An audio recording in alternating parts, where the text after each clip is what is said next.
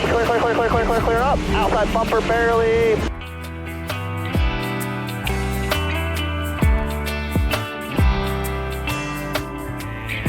Welcome into another episode of Historic Hot Laps, a little summer break wrap up, short little history lesson at the end of this one today. We've got quite a bit to talk about as far as news and related things go. It's been a busy, silly season week with all kinds of things going on. We'll start off with the news around some Formula One stuff. Looks like Alpine has announced a new team principal in Oliver Oakes. Oakes has been heavily involved in the Red Bull Junior Formula program. Spent time there with Sebastian Vettel. He has a Formula 3 career. Definitely has been on the management side for a long time.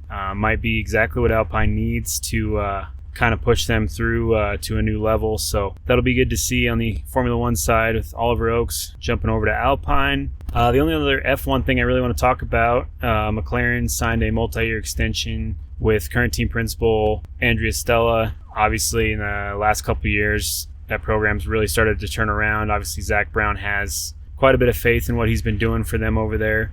So that's exciting to see. Hopefully we'll see more out of that team as the rest of the season goes on. They're also coming off a break here soon, the Olympics and their midsummer break that they usually take anyway. It's been kind of a weird time for the bigger venue motorsports, but McLaren happy with their team principal, going to keep that moving on. This is where things get a little wild. Let's hit on IndyCar right now. It was just announced a few hours ago that Agustin Canapino is parting ways with JHR.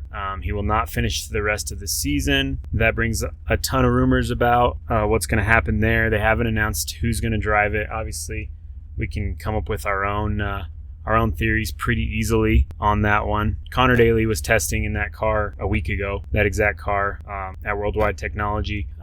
They've got an upcoming race there. I mean, all signs kind of point to Daly taking over for the last few races. Obviously, if anybody's followed Daly's career, he has had quite a bit of success in the junior programs running for JHR. He's got a good relationship with them. It only makes sense if you're trying to keep that car in the leader's circle and get that end of year bonus money, then you've got to use your best resources. And Connor's an oval guy. We've got 4 out of the 5 left are ovals. I mean, it just makes sense. So it hasn't been announced yet. This is all just rumors and speculations, but my bet, if I could put the odds in Vegas right now, would be that they would definitely go with Daly. And I mean, we'll just see how it shakes out. I imagine by the time we get done recording and publish this, it'll probably be out. So we'll probably miss the window by 30 minutes on that, like we do on a lot of stories. But we're just doing what we can do. Pretty crazy. There's been a lot of speculation on the Canapino thing for a while. I would have thought that he would have finished the season out, but maybe he's just,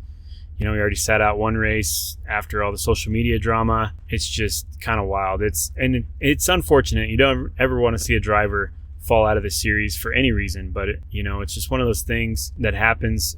I guess it's motorsport. I mean, it's crazy. Things happen, but it is unfortunate. I mean, the guy came over here, didn't speak any English, got a work visa to run IndyCar, learned English. You can tell in his interviews he's trying hard. He's definitely a talented driver in the stuff that he's come up in. He's had some good days in IndyCar, more bad than good, but he has had some good days. He is, however, one of the drivers who has not finished in the top 15 in basically all season. So that's kind of rough to see. That's tough on partnerships and sponsors and everything else. So I'm sure they're trying to iron out all the details of who's going to replace that car. Wish Canapino the best of luck in whatever he does go off and do. Imagine he'll go back to touring cars in Argentina, where he's known as a legend there. Maybe he'll find a sports car deal, something that's a little more suitable than the open wheel world for him. But best of luck to him, and we'll see what JHR announces as who's going to take over that ride for the rest of the season. Moving on from there, in the IndyCar stuff, we've got a lot of rumors, right? This is a week of rumors. Rumor is that MSR, Meyer Shank Racing, is going to split from the technical alliance with Andretti and jump over to Chip Ganassi Racing next season with a technical alliance there. If we're looking at the way the charter system should be shaking out, we also haven't seen a lot of updates on that either, but if the charter lays out the way it's been proposed, this rumor would make a lot of sense, because you've got 3 cars allowed per charter, 4th if you grandfather in. Andretti's already given up their 4th charter grandfather by running 3 cars this season. Ganassi should still be good for 4 cars under the charter agreement. They're currently running 5, with MSR only running 2. The math adds up that MSR floats the 5th Ganassi entry with a lot of obviously support and pull from Ganassi on that if they have that alliance, and they can run, the Ganassi employees on that team however they want to shake it out. But that leaves Chip with 4 official charters, and MSR would be 3 charters, one being that of Ganassi's from this year. So a lot of things could happen there. Like I said, it's very rumor based. That would be kind of an interesting technical alliance if that did happen. I feel like if that's the case and MSR does go to 3 full-time entries, based on that, depending the level of support from Ganassi, that Chip is going to have a lot of say as to who's in that car and what they do with the employees and everything else. So we'll just see how it all pans out, but that's another rumor there.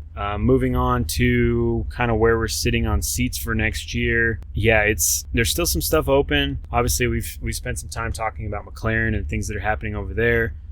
Currently, right now, if we pull up, let's say AJ Foyt Racing to start, both those seats are still open for next year. Obviously, it makes more sense for Ferrucci to stay and keep that momentum he's got with the team. Stingray Robb is also in negotiations. According to Larry Foyt, there's negotiations open on both of them right now. Ferrucci brings support and the momentum. He's top 10 in points right now. I mean, he's barely there, but he's there and he's maintaining it. So that's going to keep AJ Foyt Racing alive in the leader's circle there for that car and that entry. Rob, on the other hand, is another story, but he does bring a lot of sponsorship money to the table, so he could still be in as far as that goes. That team is a little more reliant on drivers bringing sponsors in to fill the seats, not so much just a paid driver program like McLaren. So that'll be interesting to see. I feel like Ferrucci will definitely be there, and I feel like, honestly, Stingray Robb has a good chance at another year, just based on what he's got going on in sponsorships and how he's mixing with the team. But we'll see. Let's move on to Prema. There's a lot of rumor that Rossi's going to go to Prema. Nobody can confirm that. People have said that that's not going to happen, that are inside Rossi's circle, which kind of leads you to believe, like, who would it be then? But Rossi's currently a Chevy driver. Prema's going to be a Chevy-based team, so it would make sense as far as contracts for engine manufacturers go to bring Rossi over. He's got a relationship with the Formula Series that Prema was in, not them specifically. So I don't know. I'm still kind of banking on Prema for Rossi, but there's other options out there too. He's going to be somewhere. He might be in sports cars. It's hard to say, but he's definitely going to keep driving. Hopefully it's inside IndyCar. We can hope.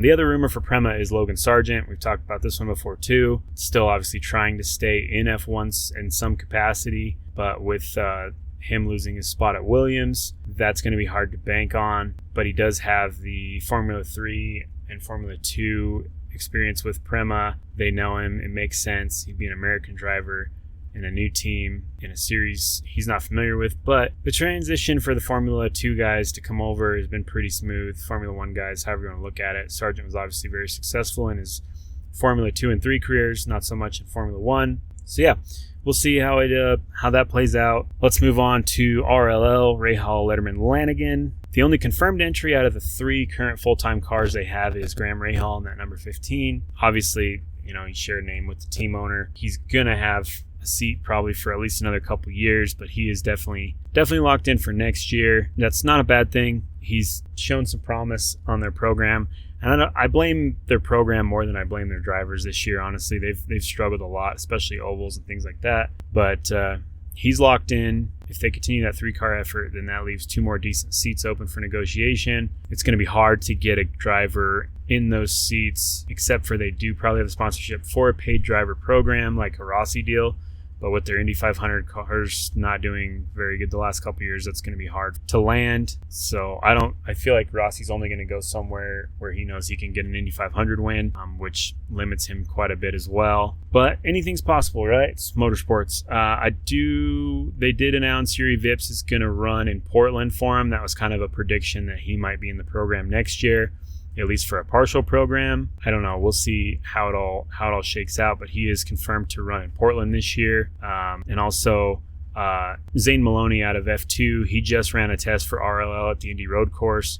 So that would bring some sponsorship over, and it's probably an easy shoe-in maybe for the Fittipaldi seat, since that one's under negotiation. Maloney could be a contender for that number 30 entry. I guess we'll just see how that all goes. Moving on from there, we talked about Juncos already a little bit. As far as contracts go, in JHR, Grosjean's going to probably be safe for at least one more year, I would imagine. He brings some sponsorship. He's doing all right. That car is borderline leader circle, if I remember right. So that could be something.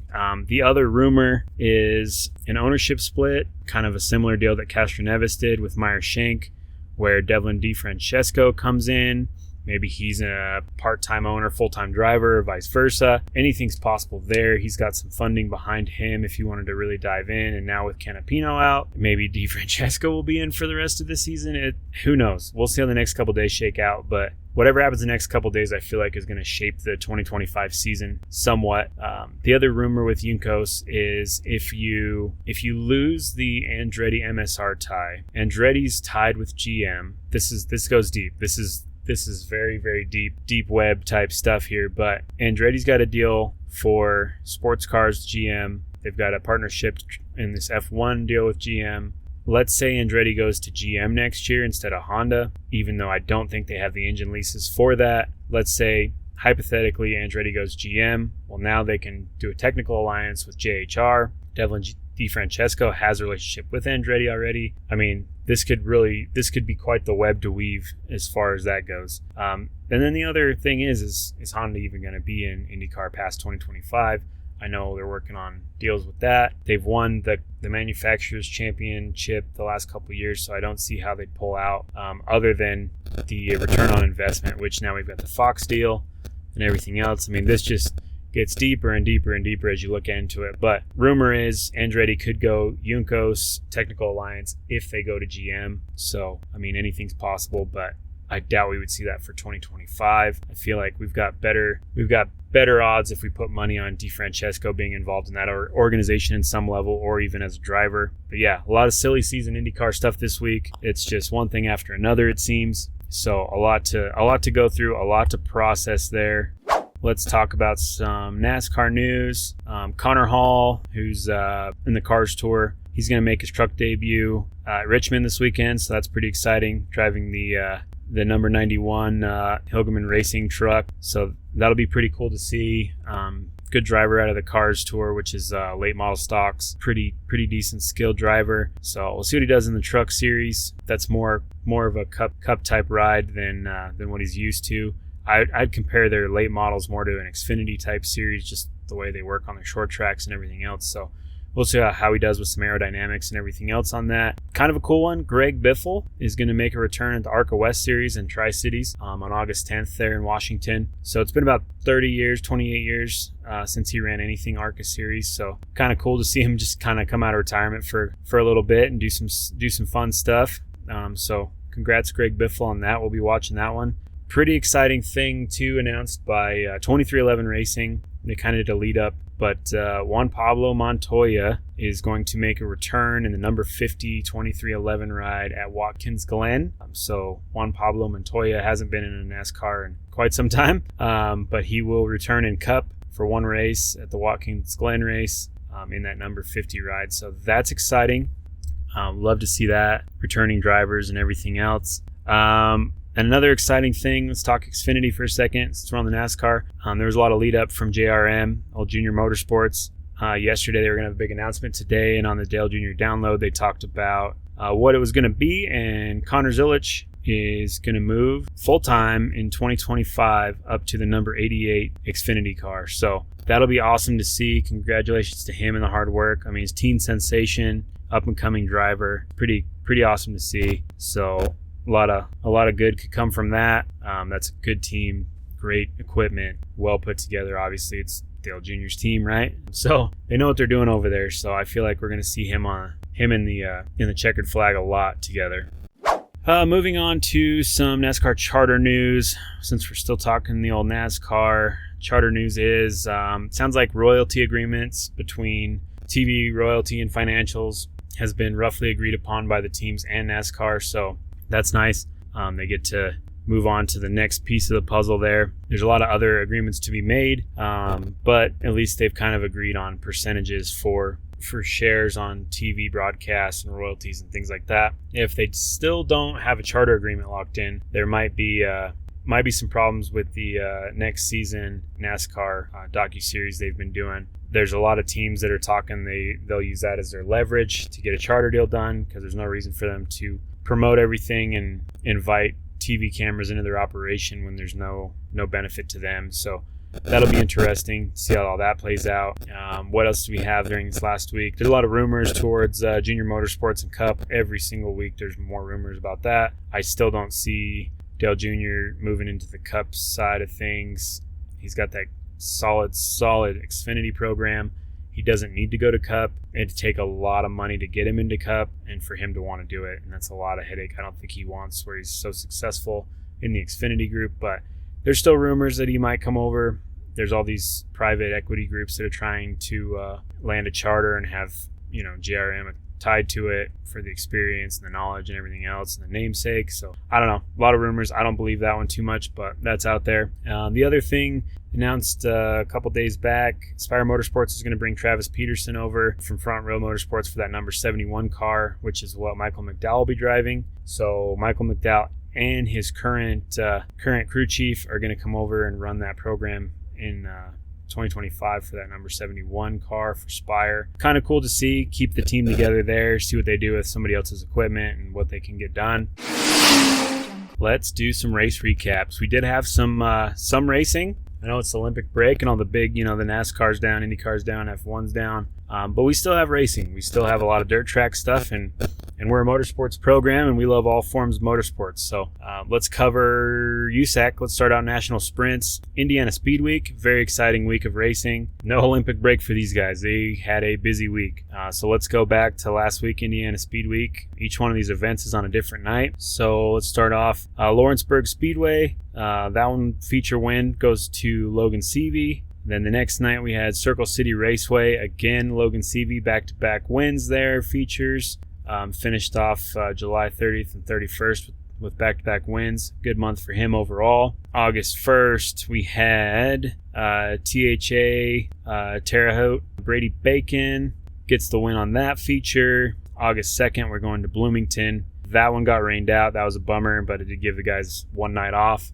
And then August 3rd, Tri-State Speedway, Justin Grant gets the win there. And then back to Bloomington on the 4th after the rain-out race, comes back and Briggs Danner gets that one. So, you had a few races, a few different winners, all around good sprint car racing. Indiana Speed Week's always exciting. So congratulations to all those winners and what they got done there. Moving on to a little stock car action before we move back to dirt. ARCA West Series at Elko. William Solich gets the wins there. LeVar Scott came in second, and Chris Wright rounded off the podium. That was a pretty good race overall. Pretty clean short track race at Elko. There was some crazy lightning and stuff, but they powered through and got it done without too much delay there. So Cars Tour had Cars late models at North Wilkesboro. That one, it's pretty awesome. A lot of drama unfolded after the fact. There was a lot of crossover between Cup and Xfinity drivers jumping in during the break. You had an early race restart, which got quote unquote the big one happened, and you lost a lot that front middle part of the field, just a couple spots behind the leaders. Cars start shaking out, and you lost a lot of cars due to heavy damage, guys that were front runners through the whole weekend. So that one was tough to see, but going into the end of the race, this is how it shaked out. Trayton Lapovich got the win.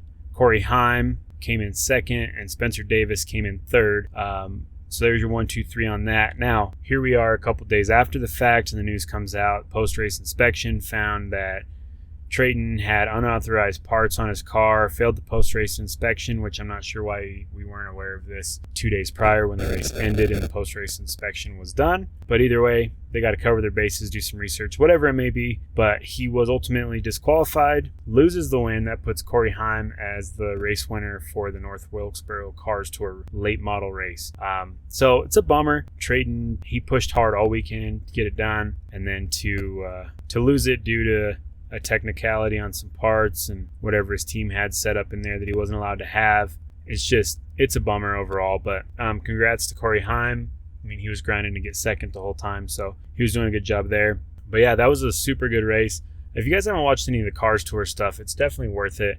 Flow Racing usually runs it. we'll probably cover a little more car stuff as we go. We just cover so much, it's hard to keep track of all of it. But there's a lot of cool stuff going on in that Cars Tour. You know, Dale Jr. ran the weekend before in the Cars Tour. He's got a couple more runs in him this season in the Cars Tour. It's just a fun late model. There's a lot of up and coming big drivers coming out of that, and it's something that we really should probably pay attention to moving forward. So try to do what we can to cover some late model stuff from the Cars Tour, because it is pretty exciting to watch. Moving on from there, you had the World of Outlaws Ironman at I-55 Friday and Saturday night back-to-backs. This one was crazy exciting. Friday night, you had Kyle Larson in the race. You know, obviously, high limits off, NASCAR's off. He's got to race somewhere, right? So he jumps in the World of Outlaws, the 410 series, starts the feature in 21st, runs the Ironman, and gets the win. So he goes from 21st to 1st, gets the win on Friday night. Saturday comes along, he starts 12th in the feature, and he wins it once again. So he can't be beat there, I don't think, at the I-55 Speedway. That makes it 3 Ironman victories for him in a row, undefeated, and that ties him for the overall winner in history of those events. So he's tied 3 Ironman wins. Next event, the Ironman next year, he'll probably beat that. The guy, he can't be stopped. I mean, he's just a legend in the making. He's in his prime. He's doing his thing. But the 21st place up to the win was pretty wild. 12th to a feature win is also good, but 21st that's just wild.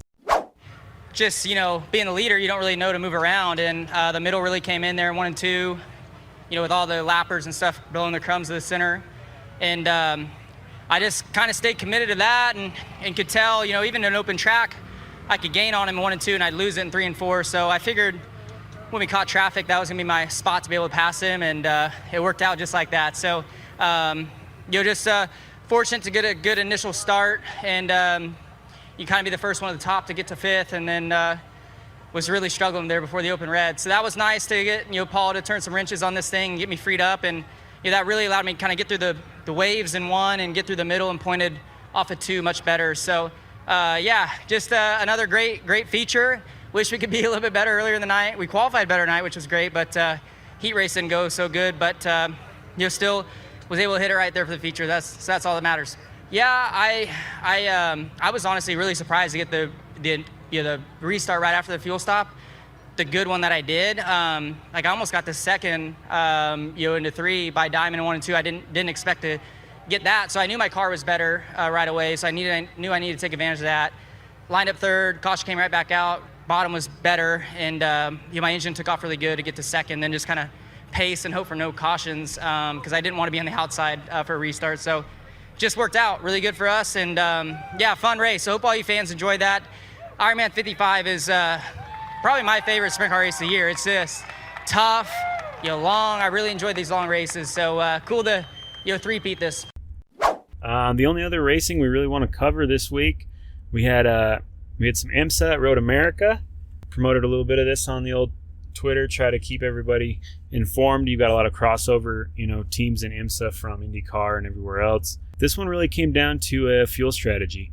There was a lot of alternate calls on fuel. It looked like for the second half of the race that the right program was going to be Wayne Taylor Racing, which is tied to Andretti Autosport for the rest of the season. But Wayne Taylor Racing had it going on for him. But then fuel mileage and the fuel program started to take over for the last little bit. The Team Penske Porsche teams, they were on a little bit better fuel strategy, and they ended up taking a 1 and 2. So both Penske teams locking out the front on the Road America race for IMSA. They've got, you know, a whole slew of good guys on that team. It's no surprise. Wayne Taylor Racing also, though, I mean, no surprise there that they were dominating up to that point. But Penske at Road America this year has been unstoppable. I mean, they were 1, 2, 3 in the Indy cars. They're 1 and 2 in the IMSA series. They've obviously got Road America figured out. Yeah, I mean, what else can you ask for if you're Team Penske and that's the only thing you got going on in the week is to get a 1 and a 2, you know? So.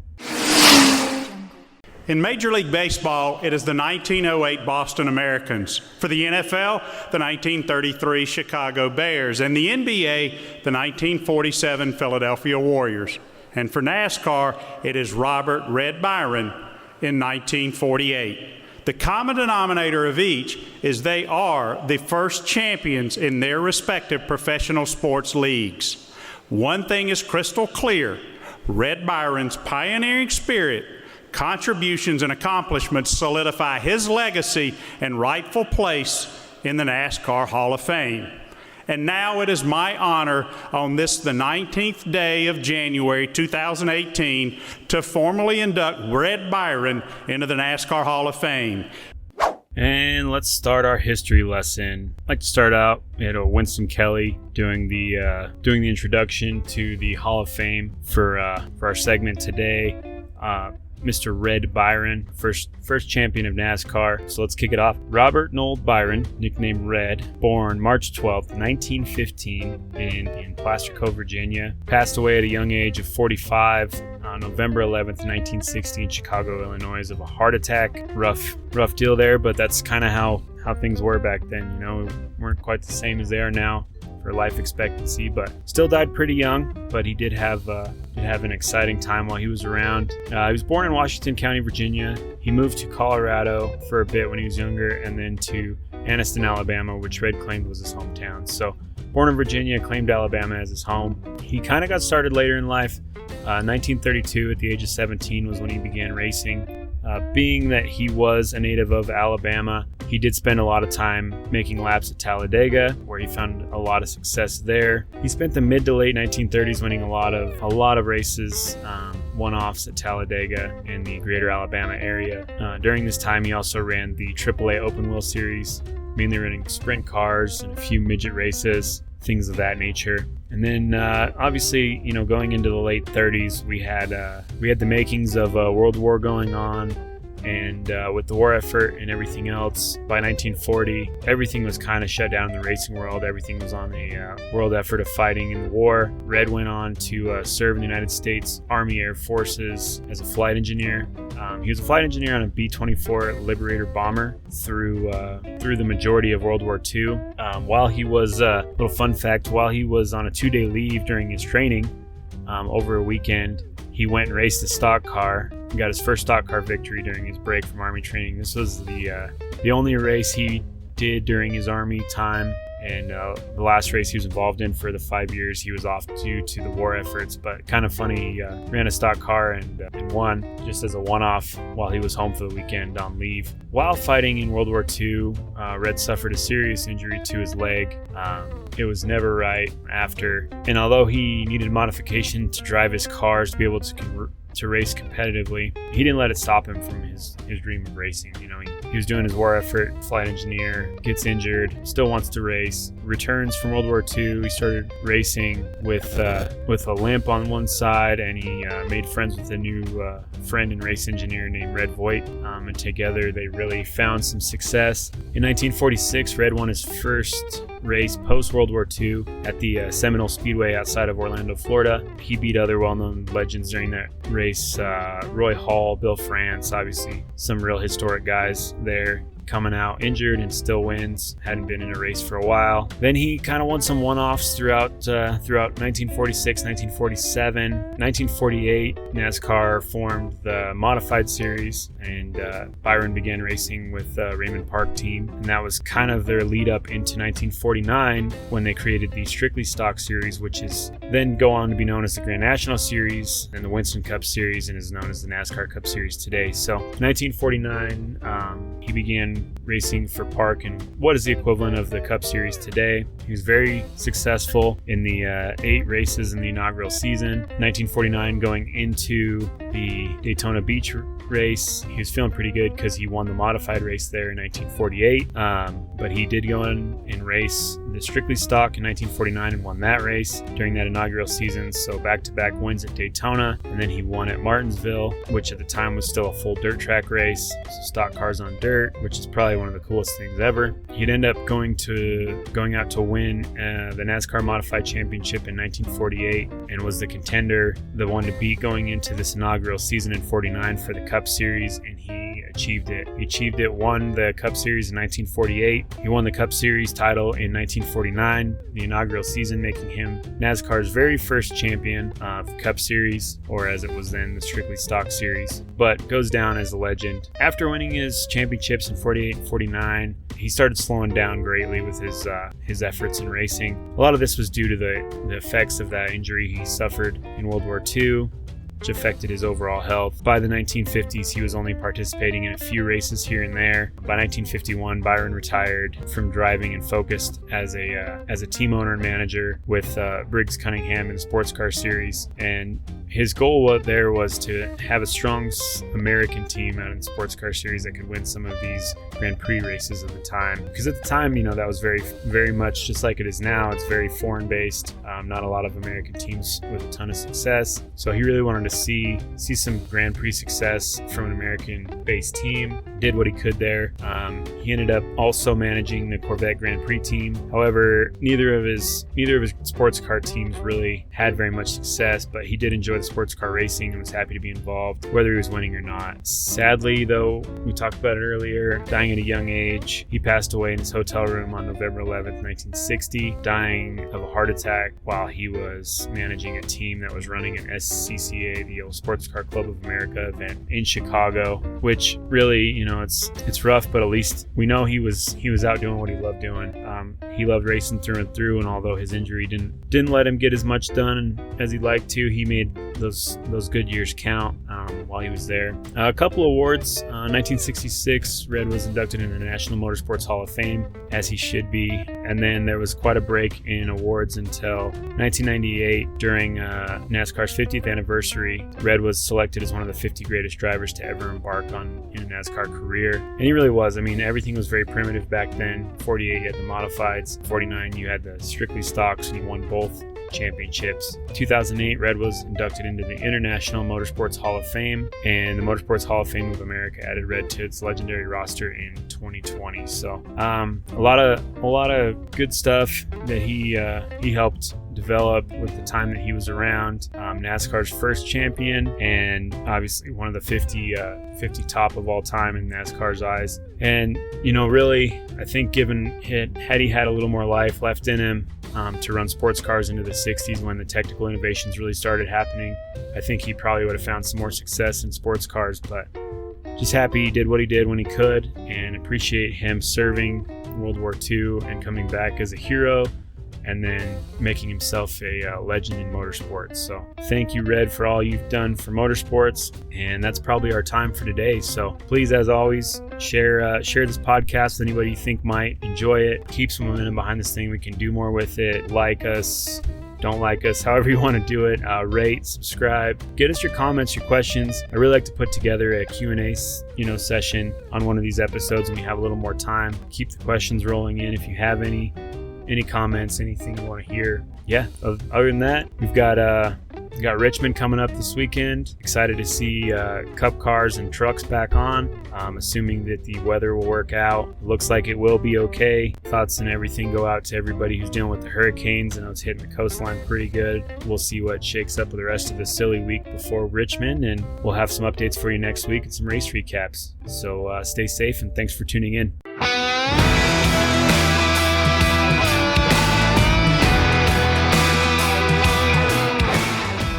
Thank you for sharing your time with us. If you enjoyed today's episode, make sure to subscribe and leave us a review wherever you listen to your podcasts. Don't forget to follow us at HistoricHotLaps on X and all your other social platforms for the latest updates and sneak peeks into upcoming episodes. You can reach out to us directly at HistoricHotLaps@gmail.com. Send us your feedback, questions, comments, opinions, and additional subject matter you'd like us to cover. Thanks for tuning in.